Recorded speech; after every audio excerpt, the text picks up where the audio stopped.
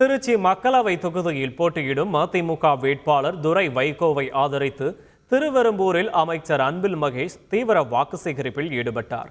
அண்ணா வளைவு, சமாதானபுரம், பழைய கருப்பசாலை, ஐயம்பட்டி ரோடு, பாரதி நகர் உள்ளிட்ட பல்வேறு பகுதிகளில் வேட்பாளர் துரை வைகோ மற்றும் அன்பில் மகேஷ் பிரச்சாரம் செய்தனர்.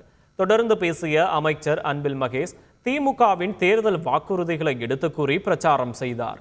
கடந்த 3 ஆண்டுகளாக திமுக ஆட்சியில் செயல்படுத்தப்பட்ட திட்டங்களை விளக்கியதோடு அந்த திட்டங்களை தொடர்ந்து செயல்படுத்த மதிமுக வேட்பாளர் துரை வைகோவை வெற்றி பெற வைக்க வேண்டும் என்று அமைச்சர் அன்பில் மகேஷ் கேட்டுக்கொண்டார்.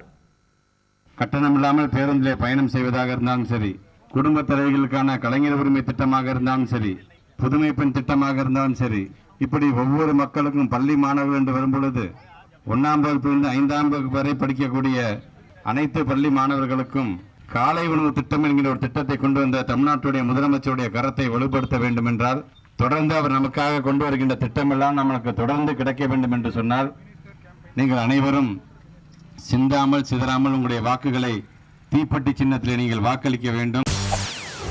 செய்திகளை உடனுக்குடன் தெரிந்து கொள்ள உடனே சப்ஸ்கிரைப் பண்ணுங்க.